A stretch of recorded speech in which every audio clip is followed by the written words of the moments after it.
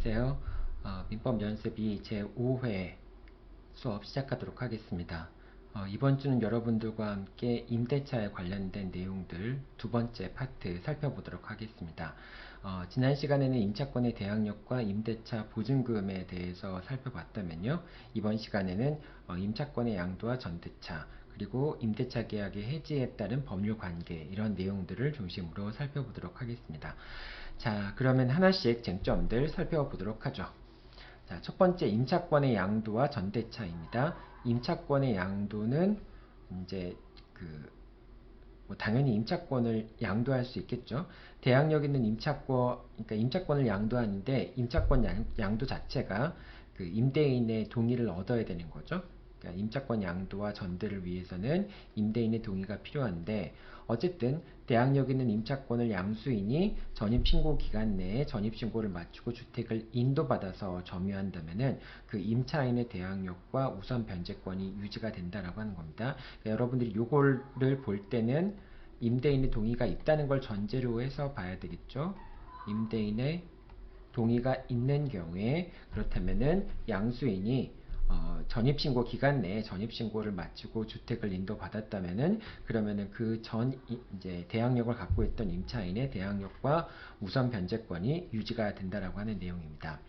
전대차 같은 경우도 역시 마찬가지예요. 임차권이 양도가 돼서 임차권의 양수인이 목적물에 대해서 전입신고를 하고 목적물을 점유하게 될 때, 인도를 받았을 때 대항력이 계속 유지되는 것과 마찬가지로 전대차의 경우에도 전차인이 전입신고 기간 내에 전입신고를 하고 목적물을 인도받아서 점유한다면은 임차인의 대항력과 우선 변제권이 유지가 된다라고 하는 겁니다.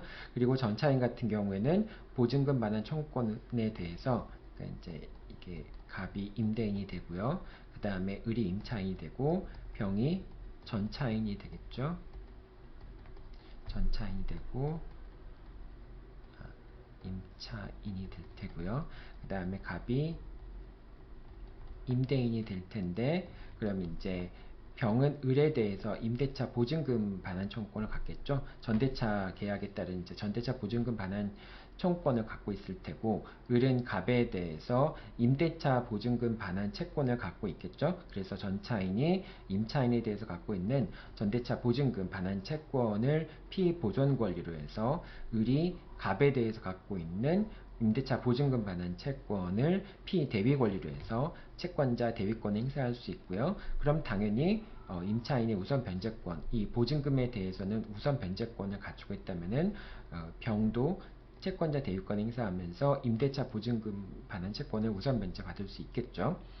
자, 그 금액을 이제 당연히 병이 대신 수령할 수 있죠. 그러면서 그 금액은 원래 임차인한테 반환해 줘야 되지만은 자기가 받을 채권과 전대차 보증금 채권과 서로 상계함으로써 병이 우선 만족을 얻을 수도 있죠.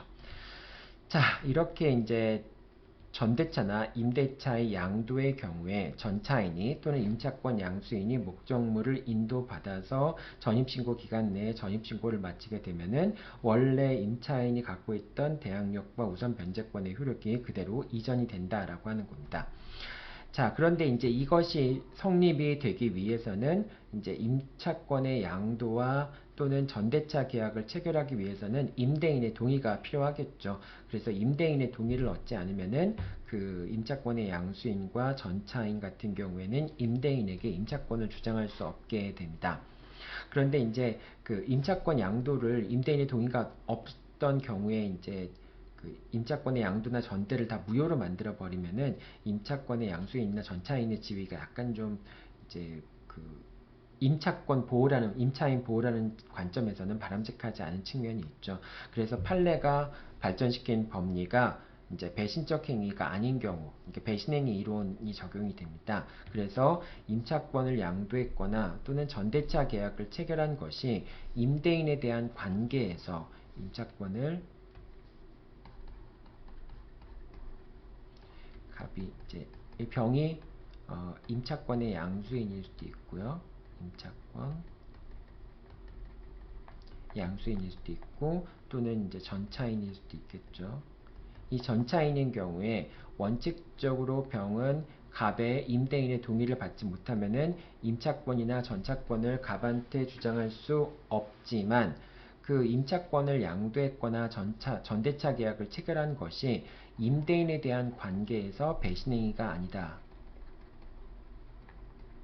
배신행위가 아니라고 한다면은 그러면은 병은 여전히 여전히가 아니라 병은 갑에게 임차권을 주장할 수 있게 됩니다. 전차권이나 임차권을 주장할 수 있게 됩니다. 즉 갑은 자신의 동의가 없었다는 이유로 임차권의 양도가 무효이거나 전대차 계약이 무효다.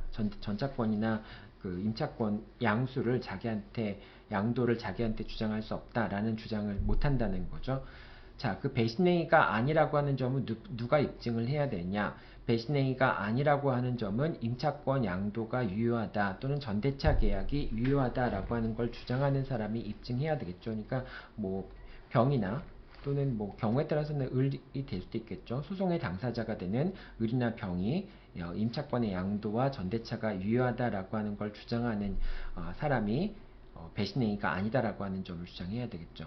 자, 그럼 배신행위가 아니다라고 하는 것은 어떤 의미를 가질까요? 배신행위가 아니다라고 하는 것은 그 임차권의 양도로 인해서 또는 전대차 계약의 체결로 인해서 임대인이 불이익이 없다, 임대인에게 불이익이 없다라고 하는 걸 의미합니다. 즉, 뭐 임차인의 자력이 뭐 임차권 양수인이나 또는 전차인의 자력이 차임을 낼 수 있는 자력이 넉넉하다거나 또는 이 사람들의 사용 방법 자체가 임차 목적물을 그 취지에 맞게 사용하지 않는다든지 뭐 이런 식으로 임대인에게 불리한 영향을 주지 않으면은 임차권의 양도와 전대차 계약 자체가 배신행위가 아니다라고 하는 겁니다. 그래서 그런 경우에는 임대인의 동의가 없더라도 임차권 양도나 전대차 계약을 임대인에 대해서 주장할 수 있게 됩니다. 자, 첫 번째 쟁점, 임차권의 양도와 전대에 대해서 살펴보았습니다. 자, 다음으로 임대차가 종료한 경우의 법률 관계들 살펴보도록 하겠습니다. 먼저 그 건물 소유 목적의 토지 임대차의 경우를 한번 살펴볼게요. 건물 소유 목적의 토지 임대차 같은 경우에는 예를 들면 토지를 이제 갑이라는 사람이 소유자인데 이 갑으로부터 을이라는 사람이 토지의 임차인이 되겠죠. 임차인이 되면서 토지를 빌려서 그 위에다가 을이 소유자가 됩니다. 을이라고 하는 을이 건물 이제 이거를 토지를 X라고 그러고요. 건물을 Y라고 한번 해볼게요. X라는 토지 위에 Y라는 건물을 짓게 되면은 이 Y라는 건물에 대해서 보존 등기를 마치거나 등기를 마치게 되면은 그러면은 을이 X 토지에 대해서 갖고 있는 임차권이 대항력을 취득하게 됩니다. 이제 주택임대차보호법과 마찬가지로 대항력을 취득하게 됩니다. 그래서 만약에 소유자가 변경이 되더라도 새로운 소유자에게 을은 자신이 토지의 임차인이다 라고 하는 것을 주장할 수 있게 됩니다. 자, 그렇다고 하더라도 이제 여러분 나중에 다시 한번 얘기를 하겠지만 그렇다고 하더라도 이제 이 임차권이 이제 X토지에 대한 임차권이 대항력을 갖고 있다고 하더라도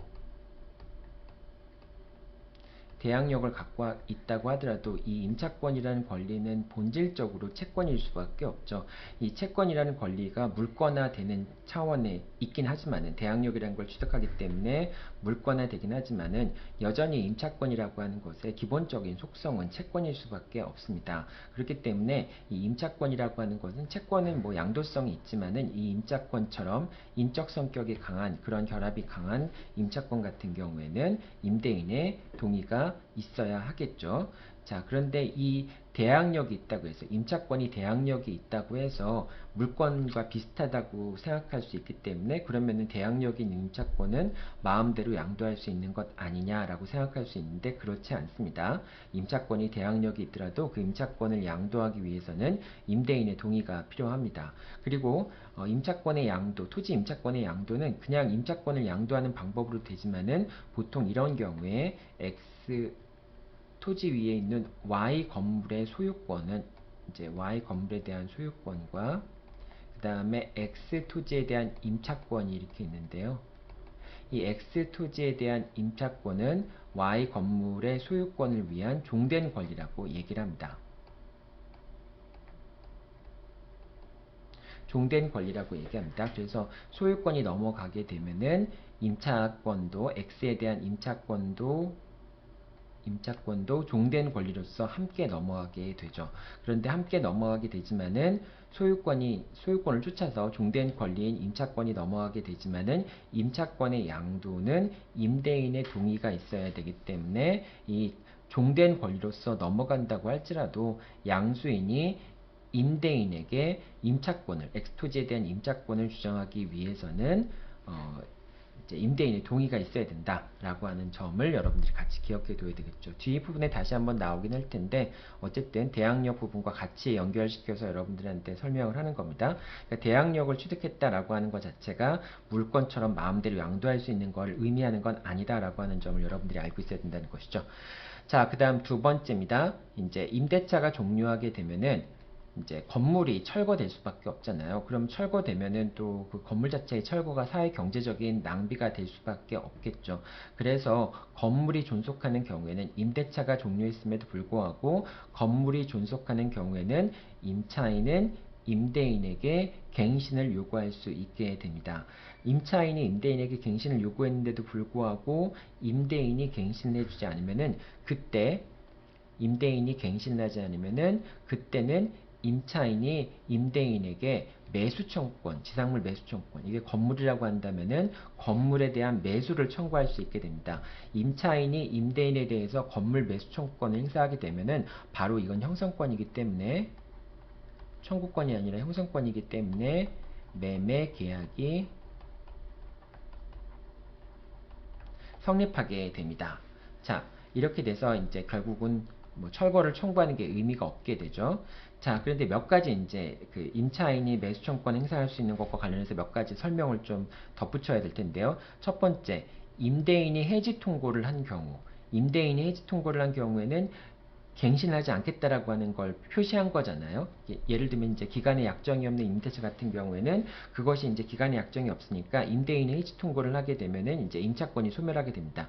이런 경우라고 한다면은 다시 임차인이 임대인한테 갱신 요구를 하라라고 하는 게 의미가 없을 거 아니에요. 그래서 이런 경우에는 임대인의 해지 통고에 의해서 임대차 계약이 종료하는 경우에는 그런 경우에는 임차인이 건물에 대한 매수청권 행사함이 없이 그러니까 건물에 대한 갱신청권을 행사함이 없이 바로 매수청권을 행사할 수 있습니다. 그리고 이 지상물에 대한 매수청권은 지상물을 등기해야지만 대항력을 취득하는데 이 건물 매수청권은 대항력과 상관이 없어요. 대항력과 상관이 없이 그냥 임대차가 종료했을 때 건물이 남아있다고 한다면은 그 임대인이 갱신을 거절했을 경우에는 그 건물을 임대인한테 사가라라고 요구할 수 있게 되는 겁니다. 그러니까 결과적으로는 임대인은 그 건물을 사가기 싫다면은 임대차 계약을 계속해서 연장해 줘야 되겠죠. 재계약을 해줘야 되겠죠. 자, 그런데 어쨌든 그 대항력과 상관없는 것이기 때문에 그 건물에 대한 등기가 이루어져 있지 않다 할지라도 건물에 대해서 등기가 없다 할지라도 그 건물에 대한 매수청권 행사할 수 있게 됩니다. 자, 이것도 여러분들 기억해 두게 되겠죠. 근데 당연히 등기를 하지 않는 경우에는 그런 경우에는 이제 임차권이 대항력이 없다라고 하는 건 당연하겠죠. 자, 그리고 이 지상물 매수청권 행사하는 경우에는 임대차가 종료해서 임차인이 임대인한테 다시 갱신 요구를 했을 경우에 갱신을 거절했을 경우에 임차인이 임대인한테 매수청권 행사할 수 있는데 그런데 채무 불이행에 의해서 임대차가 해지된 경우에는 임차인이 임대인한테 건물의 매수청권을 행사할 수 없게 됩니다. 이것도 여러분들이 같이 기억해 둬야 되고요. 자, 그리고 여러분들이 요거는 조금 어려운 내용이긴 한데요. 갑이 을에게 이제 이 X 토지와 Y 건물이 있는데 을이 X 토지를 빌리면서 갑과 을 사이에 어떤 약정을 했냐면은 임대차가 종료하면은 Y 건물이라는 소유권을 갑한테 넘긴다 라고 하는 약정을 했어요. 그런 거는 어떤 약정일까요? 건물 매수 청구권을 미리 포기한다라고 하는 그런 약정이라고 볼 수 있겠죠. 그런데 건물 매수 청구권은 매수 청구권 자체는 강행 규정이기 때문에 당사자가 건물 매수 청구권을 포기하는 약정을 할 수가 없게 됩니다. 그래서 그 건물 소유권을 임대차 계약이 종료하면은 을이 갑에게 Y 건물에 대한 소유권을 양도한다 라고 하는 갑과 을 사이의 약정은 무효가 됩니다. 왜냐하면 그 건물 매수청권 자체를 포기할 수 없기 때문에 그런 것이죠.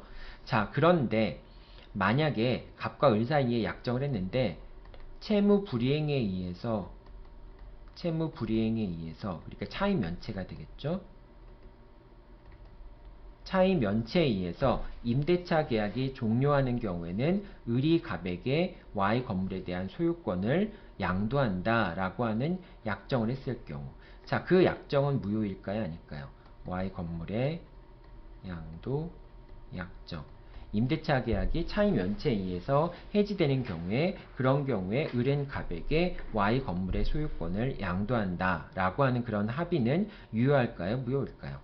자, 그런 합의는 유효합니다. 왜냐하면 임대차 계약이 채무 불이행에 의해서 종료하게 되면은, 차임 연체에 의해서 종료하게 되면은 임차인은 임대인한테 건물 매수청권을 행사할 수 없잖아요. 건물 매수청권을 행사할 수 없기 때문에 건물에 대한 소유권을 포기하고 갑한테 양도하는 것 자체가 임차인한테 전혀 불리한 것이 아니고요. 오히려 임차인의 입장에서는 건물을 철거해서 원상회복해줘야 되는 의무를 부담을 덜게 되잖아요. 그러니까 건물에 대한 소유권을 을이 갑에게 양도한다라고 하는 것이 을의 입장에서는 불이익할 것이 없죠.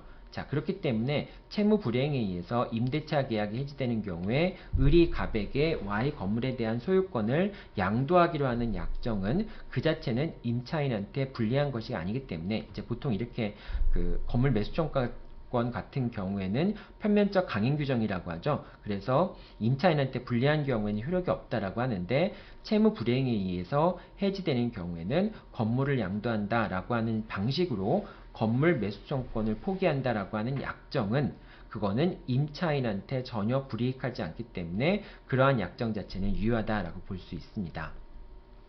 자, 근데 여러분 요거를 잘 기억해 둬야 됩니다. 자, 일단은 임대차 계약이 종료해서, 그래서 임대인이 갱신을 원하지 않게 되면은 임차인은 매수청구권을 행사하게 되는데요.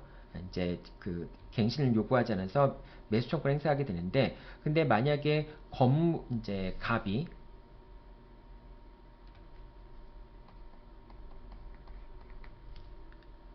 그냥 을이 갑한테 매수청구권에 기초해서 매매 대금의 지급을 청구하는 소를 제기할 수도 있겠지만은, 갑이 이제 임대차 계약이 종료됐다는 걸 이유로 해서 철거를 청구하는 경우가 있습니다. 철거 청구. 그러니까 원상회복을 청구하는 것이죠. 원상회복. 원상회복을 청구하는 경우가 있을 텐데요. 갑이 을을 상대로 해서 철거 청구를 하는 경우에, 그때 이제 을이 철거 청구에 대해서 건물 매수 청구권을 행사하는 경우가 있어요. 건물 매수 청구권을 행사하는 경우가 있는데, 건물 매수 청구권을 행사하게 되면은 그 토지에 있던 X 토지에 있던 Y 건물이라는 소유권이 결국은 갑한테 넘어갈 거 아니에요. 그런데 갑이 자기 물건을 철거 청구하는 것과 마찬가지이기 때문에, 이런 경우에 갑이 을에 대해서 건물 철거 청구를 했는데 을이 그에 대해서 매수 청구를 하는 경우에는 갑의 철거 청구는 기각이 돼야 됩니다. 그래서 요게 소유자가 건물 철거 청구에 대해서 매수 청구권을 행사한 경우에 소유자가 청구 취지를 변경하지 않으면, 그러니까 뭐 이제 매매 대금의 지급과 동시에 X, Y 건물에 대한 소유권을 이전하라 라고 하는 식으로 청구 취지를 변경하지 않는다면, 그렇다면은 철거 청구라고 하는 청구는 법원이 기각을 해야 돼요. 법원이 기각을 해야 되는 거고, 이 철거 청구를 매매 계약에 대한 청구로 변경하지 않은 상태에서 법원이 매매 대금의 지급과 상한으로 소유권 건물 명도를 명하거나 소유권 이전 등기를 명하는 판결을 내리는 것은 상환 이행 판결을 내릴 수는 없다라고 하는 겁니다. 그러니까 당사자가 청구 취지를 변경해서 매매 계약에 따라서 소유권을 달라 인도하라 라고 하는 것으로 변경하지 않는 경우에는 그런 경우에는 철거 청구를 기각을 시켜야 된다라고 하는 겁니다. 자, 그 다음에 이 건물 소유 목적의 토지 임대차 같은 경우에는 임대차 종료 당시에 소유자에게 청구할 수 있습니다. 근데 이제 만약에 임대차가 종료 후에 토지가 양도되는 경우가 있잖아요. 이제 그런 경우라면은 임대인의 지위가 승계될 수도 있죠. 물론 이제 종료됐을 경우에는 더 이상 대항력을 갖지 않는다라고 얘기할 수도 있겠지만은 우리가 보통 주택 임대차나 상가 임대차 같은 경우에는 종료가 되더라도 보증금이 반환되지 않으면은 대항력이 계속 유지된다라고 얘기하는 거죠. 그런 것처럼 어쨌든 토지 임대차의 경우에도 종료가 됐다 할지라도 아직 그 건물이 있는 경우에는 그 대항력을 유지하고 있다라고 볼 수도 있습니다. 자, 그래서 임대차가 종료된 다음에 토지의 소유자가 변동이 됐을 경우에는 새로운 소유자에게 건물 매수청권을 행사할 수 있다. 뭐 당연히 임대차가 종료하기 전이라고 한다면 대항력이 있으니까 당연히 새로운 소유자가 임대인의 지위를 승계를 하게 되겠죠. 그런데 임대차가 종료된 경우라 할지라도 대항력 있는 임대차가 종료되면은 새로운 소유자가 임대인의 지위를 승계하는 것으로 볼 수 있고요. 그러면은 그 새로운 소유자에게 대해서 임차인이 건물의 매수청권을 행사할 수 있다. 이렇게 봐야 되겠죠. 자, 그리고 만약에 이제 임대인이 임차인을 상대로 해서 건물 매수청권 행사했고 그에 대해서 임차인이 건물에 대한 철거를 청구했고요. 그에 대해서 임차인이 매수청권을 행사하는 경우에는 아까 철거 청구가 기각이 돼야 된다라고 얘기를 했잖아요. 그런데 임차인이 매수청구권을 행사하지 않았어요. 매수청구권을 행사하지 않았으면은 갑의 을에 대한 철거 청구가 인용이 돼야 되겠죠. 그런데 갑의 을에 대한 철거 청구가 인용이 되더라도 아직 건물이 철거되지 않았다고 한다면은 을은 여전히 철거 청구가 인용된 다음이더라도 갑에 대해서 건물 매수 청구권을 행사할 수 있게 됩니다.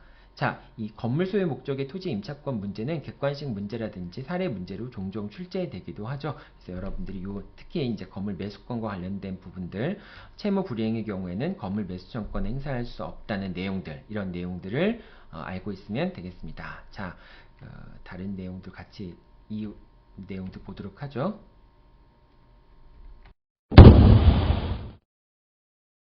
자, 지금 하고 있는 내용들은 이제 그 토지 소유, 건물 소유 목적의 토지 임차권에 대해서 설명을 하고 있는 겁니다. 거기서 이제 한 가지 더 추가해서 설명을 할게요. 이제 건물 임차권의 양도와 관련된 문제인데요. 아까 여러분들과 같이 살펴보았듯이 임차권의 양도는 임대인의 동의가 있어야지만 되죠. 임차권 자체도 양도할 수 있지만은 임차권의 양수인이 임대인에게 자신의 임차권을 주장하기 위해서는 당연히 임대인의 동의가 필요하게 되겠죠. 그와 관련된 내용입니다. 자, 이제 이 X 토지가 있고요. X 토지가 있고 그 위에 Y 건물이 있습니다. 그래서 갑이 X 토지의 소유자이고 그 다음에 을은 Y 건물의 소유자입니다. 그러면은 을은 Y 건물에 대한 소유권을 갖고 있고요. 그 다음에 X 토지에 대한 임차권을 갖고 있겠죠. 임차권을 갖고 있을 겁니다. 요 임차권이라고 하는 X 토지에 대한 임차권은 Y 건물에 대한 소유권의 종된 권리라고 아까 얘기했죠. 자, 종된 권리에 대해서는 주물, 종물에 관한 이론이 그대로 적용이 됩니다. 그래서 종물은 주물의 처분에 따른다라고 얘기하죠. 그래서 주물을 처분하게 되면은 당연히 종물도 같이 권리가 넘어가게 됩니다. 마찬가지로 이건 주된 권리가 되겠죠. Y에 대한 소유권은 Y 건물에 대한 소유권은 주된 권리인 것이고 X 토지에 대한 임차권은 종된 권리라고 할 수 있겠죠. 그래서 만약에 을이 병이라는 사람에게 Y 건물의 소유권을 이전시켰다라고 한다면은 병은 Y 건물의 소유권만을 취득하는 것이 아니라 X 토지에 대한 임차권도 같이 취득하게 됩니다. 을과 병 사이에 X 토지에 대한 임차권을 어떻게 할 것인가에 대한 별도의 약정이 없더라도 종물은 주물의 처분에 따른다라고 하는 주물종물 이론에 의해서 종된 권리는 주된 권리의 처분에 따라가게 됩니다. 그래서 병은 Y 건물에 대한 소유권을 취득할 뿐만 아니라 X 토지에 대한 임차권도 취득을 하게 됩니다. 여기서 여러분들이 두 가지를 기억해 두셔야 될 텐데요. 첫 번째, 병은 주물종물 이론에 따라서, 그러니까 주된 권리,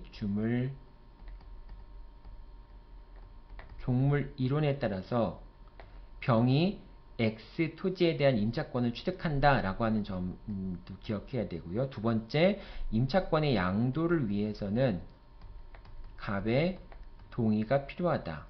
따라서 갑의 동의를 얻지 못했다라고 한다면은 병은 비록 X 토지에 대한 임차권을 취득했다 할지라도 자신의 임차권을 갑한테 주장할 수 없게 되는 것이죠.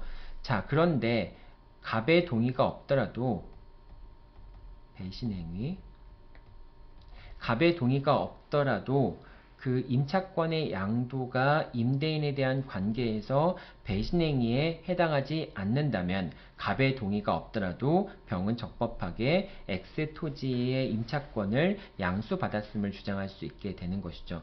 자, 따라서 갑이 병을 상대로 해서 이제 임차 목적물의 철거라든지 그런 걸 청구할 때, 그럴 때 Y 건물에 대한 철거를 주장할 때 병은 자신은 X 토지의 임차인이다 라고 하는 걸 주장할 수 있고요. 거기에 대해서 갑이 임대인의 동의가 없었기 때문에 임차권이 무효다라고 주장하더라도 병은 그 자신에 대한 임차권의 양도가, 즉 을이 Y 건물에 대한 소유권을 넘김으로써 X 토지에 대한 임차권까지 자기한테 임차권을 양도한 것이 갑에 대한 관계에서 배신행위에 해당하지 않는다라는 점을 병이 입증한다면은 병은 갑한테 자신이 X 토지에 대한 임차권의 양수인이다 라고 하는 것을 주장할 수 있다라고 하는 점입니다. 그게 이제 여기서 나오는 점이죠. 자, 이건 아까 이제 임차권 양도나 전대차 같은 경우에 그 임차권 양도와 전대차가 임대인에 대한 관계에서 배신행위에 해당하지 않는 경우에는 임대인의 동의가 없더라도 임차권의 양도와 전대차를 주장할 수 있다는 것, 그 차원에서 얘기를 하는 거죠.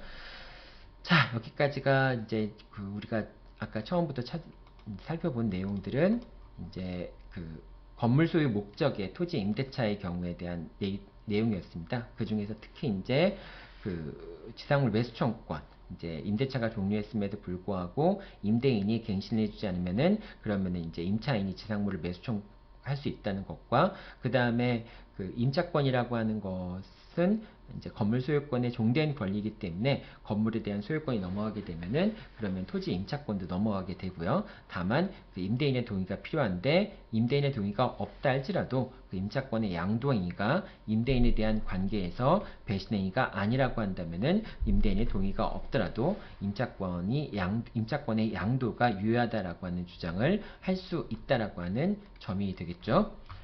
자, 그 다음에 이제 유익비 상환 청구권 살펴보겠습니다. 자, 임대차가 종료하게 되면은 이제 임차인은 임대인에게 유익비 상환 청구권을 행사할 수 있겠죠. 자, 그런데 필요비 상환 청구권은 필요비를 지출했을 때 바로 발생하지만은 유익비 상환 청구권은 임대차 관계가 종료했을 때 발생을 하게 됩니다. 왜냐하면 그 임대차 계약 같은 경우에는 나중에 유익비 상환 청구권이 발생하는가 여부는 임차인의 원상회복 의무하고도 관련이 있죠. 그렇기 때문에 유익비 상환 청구권 같은 경우에는 임대차가 종료했을 때 이제 임대인이 이제 그 유익비 상환 의무가 생기게 되죠. 자, 그리고 이 유익비 상환 청구권은 아까 건물 매수 청구권이나 뒤에 나오는 부속물 매수 청구권처럼 편면적 강행 규정이 아닙니다. 따라서 유익비 상환 청구권을 포기하는 약정을 하는 것도 허용이 돼요. 그리고 특히 임대차 계약에서 원상회복을 약정하는 경우에는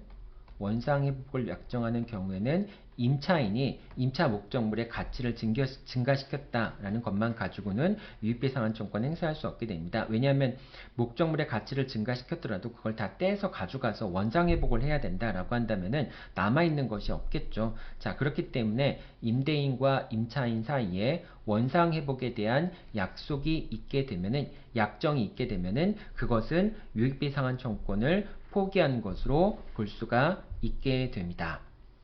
자, 그다음 이제 요거죠. 원상회복을 해야 된다면은 유익비 상환청권을 행사할 수 없게 됩니다. 자, 그다음에 유익비 상환청권과 목적물에 반하는 동시행 관계가 됩니다. 그리고 이 유익비 상환청권은 유치권의 피담보 채권이 될 수 있죠. 자, 그렇기 때문에 목적물이 제3자한테 넘어간다 할지라도 제3자한테 비혼상환청권을 행사할 순 없지만은 제3자한테 비혼상환청권이라고 하는 유익비 상환청권이라고 하는 그런 피담보 채권을 이제 그 근거로 해서 유치권을 주장할 수도 있게 됩니다. 이렇게 되는 거죠.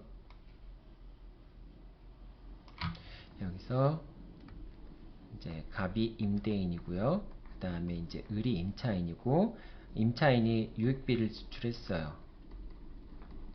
유익비를 지출했고, X에 대해서 유익비를 지출했는데, 그런데 이제 그 유익비 상환 청구권을 가질 거 아니에요? 근데 갑이 병에게 X를 양수했습니다. 그래서 X의 소유권을 병이 취득했어요.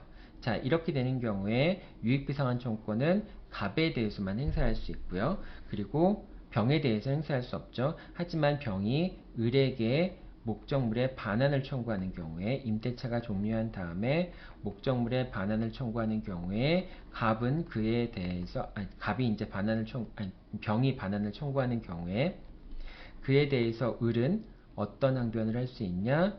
유익비 상환 청구권과 동시행 관계에 있다죠. 유익비 상환 청구권에 대해서 유치권을 행사한다라고 하는 항변을 할 수도 있게 됩니다. 갑에 대해서는 동시행의 항변인데요. 병에 대해서는 이걸 이제 유익비 상환 청구권을 담보채권으로 하는 유치권을 행사할 수 있게 됩니다. 이제 당연히 유익비 상환 청구권이라고 하는 것은 그 물건과 관련성이 있는 채권일 수밖에 없겠죠. 그래서 유치권을 행사할 수 있게 되고요. 유치권을 행사하게 되면은 당연히 상환 이행 판결이 내려지게 되겠죠. 그래서 을은 갑으로부터 이제 유익비를 상환받음과 동시에 병에게 X 부동산을 반환하라, 인도하라, 이런 식의 판결이 내려지게 되겠죠. 자, 뭐 이제 필요비 상환 청구권에 대해서는 별도로 얘기하지 않았어요. 자, 그 다음에 이제 부속물 매수 청구권인데요. 부속물 매수 청구권이라고 하는 것은 임차인이 임차권에 기초해서 건물에, 부동산에 부속시킨 물건에 대해서 성립하는 겁니다. 이 부속물 매수 청구권을 행사하기 위해서는 두 가지 요건이 성립돼야 되는데요.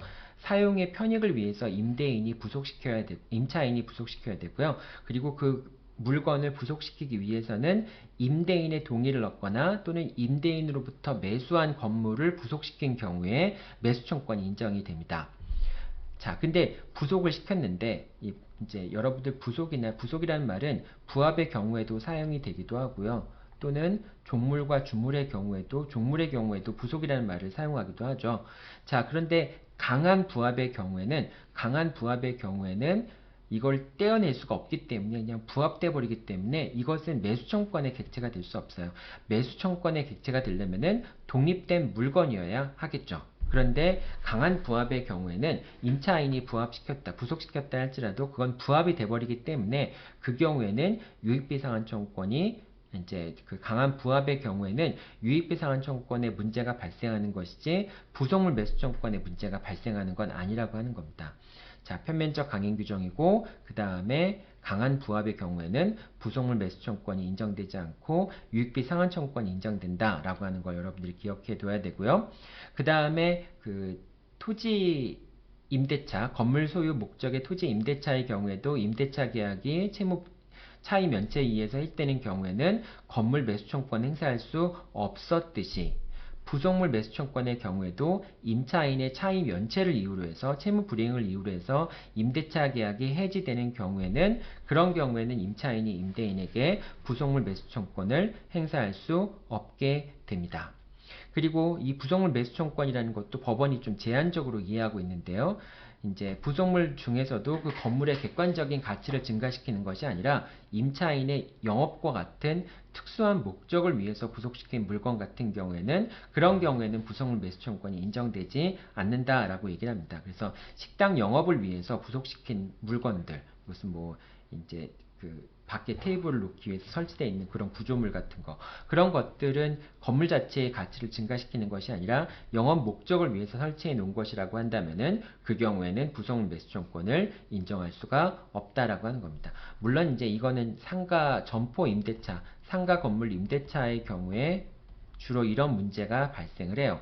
그리고 지금은 상가 건물 임대차 보호법에서 권리금 회수 기회를 보호하기 때문에 이러한 법리가 다시 정립될 필요가 있긴 있습니다. 근데 어쨌든 지금까지 이제 전개되어 온 법리에 따르면은 임차인이 특수한 목적을 위해서 부속시킨 물건 같은 경우에는 비록 이제 약한 부합의 경우라고 할지라도 그런 경우라도 매수청권의 대상이 되지 못한다라고 하는 것까지 여러분들이 기억해 두면 되겠죠.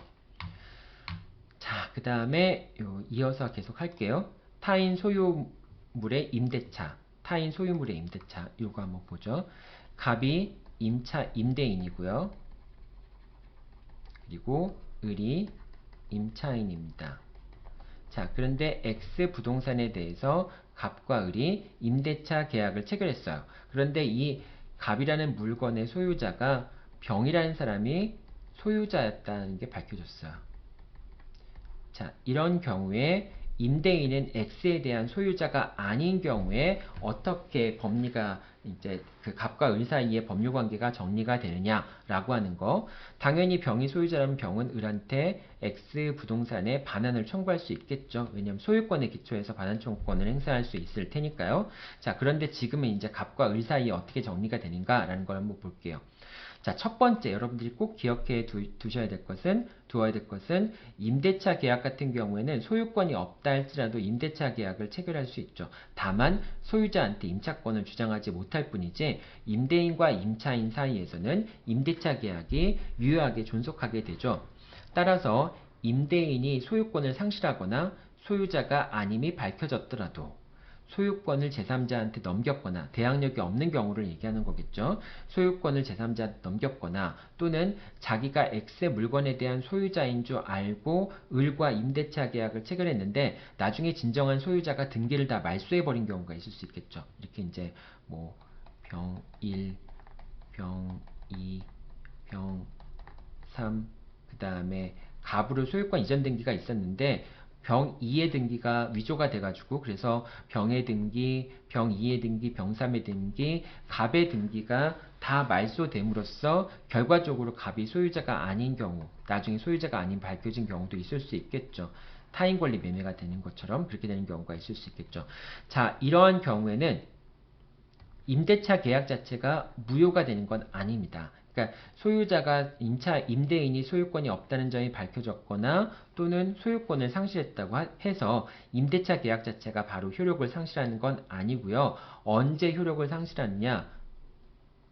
진정한 소유자가 임차인에게 반환 청구나 임대차 목적물에 대한 반환 청구나 부당이득을 반환 청구하게 되면은 그때 비로소 임대차 계약이 자동적으로 종료된다라고 하는 겁니다.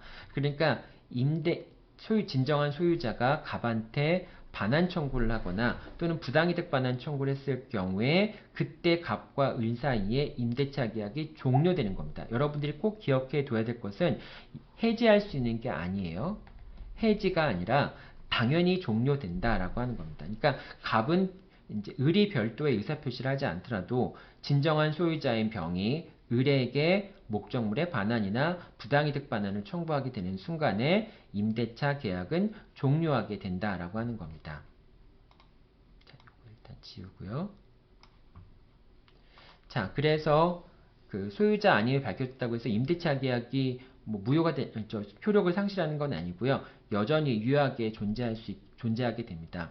그래서 임대인은 차임을 계속 청구할 수 있어요. 임대차 계약이 체결된 거니까 임대차 계약 기초에서 갑은 을에게 차임을 청구할 수 있고요. 차임을 지급하지 않는 경우에는 갑은 을을 상대로 해서 차임 연체를 이유로 해서 임대차 계약을 해지할 수도 있게 됩니다. 이렇게 임대차 계약이 해지되는 경우에는 연체 차임이라든지 또는 임대차 계약 해지 이후의 부당이득, 비록 갑은 소유자가 아니지만은 임대차 계약 체결 이후에 목적물을 반환하지 않는 경우에는 차임 상당의 부당이득을 청구할 수 있어요. 그래서 이제 임대차 계약에 따라서 반환해야 될 의무가 있으니까 이걸 차임 상당의 부당이득이라고 할 수 없겠네요. 차임 상당의 부당이득이 아니라 임대차 계약 관계에 따라서 임대차 해지 이후에 차임 상당액을 갑이 을에게 청구할 수 있게 됩니다. 그리고 그런 연체 차임뿐만 아니라 임대차 계약 종료 이후에 차임 상당액 자체를 보증금에서 공제할 수가 있게 됩니다. 갑은. 그래서 나머지 금액만 을에게 반환하면 되겠죠. 자, 그리고 임차인이 임차 목적물을 점유하고 있다면 임대인은 임차인에게 목적물의 반환도 청구할 수 있습니다. 물론 병이 아무런 조치를 취하고 있지 않는 때 그렇게 할 수 있다는 거죠. 왜냐하면 병이 목적물의 반환을 청구하게 되면은 을은 병한테 목적물의 반환을 해줘야 되겠죠. 소유자이니까. 그런데 병이 목적물의 반환을 청구하고 있지 않은 동안에는 임대인은 당연히 임차인에게 목적물의 반환을 청구할 수 있게 됩니다. 왜냐하면 임대차 계약상에 임차인은 임대인에게 목적물을 반환해 줘야 될 의무를 부담하기 때문에 그렇죠. 자, 그렇기 때문에 임대차 계약에서 임차 목적물의 소유권을 갖고 있지 못한다 할지라도, 즉 임대인이 그 임차 목적물의 소유자가 아님이 밝혀졌다고 하더라도 임대차는 적법하게 존재하고요. 차임을 청구할 수도 있고, 차임을 내지 않으면 연체하는 걸 이유로 해서 임대차 계약을 해지할 수도 있고요. 임대차 계약을 해지한 다음에 계속해서 임차인이 목적물에 살고 있다고 한다면은 임대인은 임차인한테 목적물의 그 종료 이후에 차임 상당액을 청구할 수도 있고요. 그 다음 또 임대인은 소유자가 아니지만은 임대차 계약에 근거해서 임차인에게 목적물의 반환을 청구할 수도 있게 됩니다. 자, 이렇게 이제 정상적인 임대차하고 별을 다를 것이 없죠. 다만 이제 진정한 소유자가 임차인을 상대로 해서 목적물의 반환을 청구하거나 또는 부당이득의 반환을 청구하게 되면은 그때는 임대차는 자동적으로 종료가 됩니다. 자, 자동적으로 종료가 되면은 더 이상 이제 임차인은 차임 지급을 할 의무가 없고요. 그 다음에 차임 상당액의 공제도 주장할 수 없습니다. 그러니까 차임 지급 의무가 면제됐기 때문에 그 이후에 차임 같은 경우에는 공제를 주장할 수 없다는 뜻입니다. 왜냐하면 이제 을은 그때부터 병에게 부당이득 반환 의무를 부담해야 되기 때문에 그런 것이죠. 그러니까 이제 종료된 다음부터는 차임을 청구할 수도 없고 차임을 안 냈다고 해서 그 금액을 보증금에서 공제할 수도 없다라고 하는 겁니다. 요거까지 여러분들 타인 소유물의 임대차 관련된 내용들 간혹 이제 선택형 문제로 나오기도 하고요. 사례형 문제로 나오기도 하는데 임대인이 소유권이 없다 할지라도 임대인은 이제 적법한 임대 권한을 가진 건 아니지만은 그 임대차 계약 자체가 무효가 되는 건 아니죠. 자, 여기까지가 타인 소유물의 임대차까지 된 거고요. 관련된 쟁점 또 하나 더 남았는데 살펴보도록 하죠. 자, 아까 설명했던 내용이긴 한데요. 이제 임대차 목적물, 임대차가 종료했을 경우에 관련돼서 이런 거 한번 살펴보죠. 갑이 임대인이고요. 그리고 을이 임차인입니다. 자, X 부동산에 대해서 을이 유익비를 지출했어요. 자, 유익비를 지출했는데 갑이 X 부동산을 병한테 양도를 했거나 이제 그렇게 보죠. 자, 이렇게 되었을 때 이제 지금 우리가 설명하는 것은 대항력이 없는 경우를 전제로 설명을 하는 겁니다. 왜냐하면 X 건물 대항력이 이제 만약에 이 임차권이 대항력이 있다면은 X 건물을 병한테 양도하면은 을과 병 사이에 임대차 계약 관계가 새로 성립하게 되는 거잖아요. 갑과 을 사이의 임대차 계약 관계가 병과 을 사이의 임대차 계약 관계로 전환이 되는 거잖아요. 그러니까 이거는 뭐 임대인만 바뀌는 것이 임대차가 종료되거나 그런 게 아닌 거죠. 그래서 이제 여기서는 지금 대항력이 없는 경우를 얘기를 하는 겁니다. 자, 그래서 이제 갑이 병한테 X 부동산을 넘겼는데 그런데 넘기기 전에 이 X에 대해서 유익비를 지출한 경우가 있을 수 있겠죠. 그럼 여전히 을은 갑에게 유익비 상환 청구권을 행사할 수 있겠죠. 유익비 상환 청구권을 행사할 수 있게 됩니다. 자, 그런데 병은 X에 대한 소유자이기 때문에 병은 소유권에 기초해서 을에게 목적물의 반환을 청구할 수 있게 됩니다. 자, 목적물의 반환을 청구했을 때 그럴 때 을이 병에 대해서 유익비 상환 청구권을 행사할 수 있겠는가라는 걸 묻는 겁니다. 자, 왜냐하면 을이 유익비를 지출했으면은 결국은 그 X의 가치가 증가했을 것이고 그 X의 가치가 증가한 것은 병의 이익으로 귀속될 것이기 때문에 그리고 병이 을이 지출한 유익비를 통해서 병이 그 이익을 누릴 수 있는 법률상의 원인이 없기 때문에 을이 병을 상대로 해서 유익비 상환 청구권을 부당이득으로 청구할 수 있지 않는가라는 부분이 문제가 될 수 있는데요. 자, 일단은 그 전용물 소권이 인정되지 않죠. 즉 어떤 물건에 대해서 갑과 을이 이 X라는 부동산에 대해서 도급계약을 체결해서 이 물건의 가치를 증가시킨 다음에 갑이 을에게 이 X를 양도했을 때 갑이 을에게 보수를 지급하지 못하는 경우에 을이 직접 여기 병이라고 해야 되겠네요. 을이 직접 병에게 X로 인해서 가치가 증가한 것에 대해서 부당이득 반환 청구를 할 수 있겠는가? 이제 이런 문제를 전용물 소권이라고 얘기하죠. 근데 우리나라에서는 전용물 소권이 인정되지 않기 때문에 을은 병에게 부당이득 반환 청구를 할 수 없다라고 얘기를 하죠. 자, 왜 부당이득 반환 청구를 행사할 수 없냐라고 얘기한다면은 자신의 책임하에 체결된 계약의 위험을 제3자한테 전가시키는 것은 타당하지 않다라고 얘기하는 거죠. 왜냐하면 지금 을은 갑한테 도급계약을 체결할 때 갑한테 보수를 청구할 생각으로 그 도급계약을 체결한 거잖아요. 그러니까 갑이 무자력이라고 하면 보수를 받지 못할 수 있다라고 하는 위험을 자기가 감당하면서 도급계약을 체결한 거란 말이에요. 그런데 그 물건이 우연찮게 병에게 들어갔다는 이유로 해서 자력이 있는 병에게 이제 그 자기가 지출한 보수에 해당하는 것을 부당이득을 반환 청구할 수 있다라고 한다면은 계약상의 보수를 못 받을 위험이 있었는데 계약 당사자가 그러니까 X라는 물건이 병한테 들어갔다는 이유로 해서 그 계약상의 위험을 회피시킬 수 있는 그런 결과가 되잖아요. 그렇기 때문에 그 계약상의 위험을 제3자한테 전가시키는 것은 타당하지 않다라고 얘기하게 되고요. 그리고 만약에 그런 결과를 인정하게 되면은 갑의 다른 채권자들은 갑이 무자력이기 때문에 자신의 채권을 실현할 수 없게 되는데 을만 갑이 무자력인 경우에도 병한테 부당이득을 청구하는 방식으로 자신의 채권을 실현시킬 수 있게 되죠. 자, 그 다음에 제3자의 수익자에 대한 항변권을 침해하게 되는데 만약에 이제 병이 갑에 대해서 항변권을 가질 수 있잖아요. 계약관계에 따라서 항변권을 갖고 있을 수 있는데 을이 병에 대해서 부당이득 반환 청구를 하게 되면은 병이 갑에 대해서 갖고 있는 항변 사유가 있다면은 그것을 주장할 수 없게 되는 불이익이 있을 수 있겠죠. 자, 그래서 이런 경우에는 전용물 소권이 인정되지 않거든요.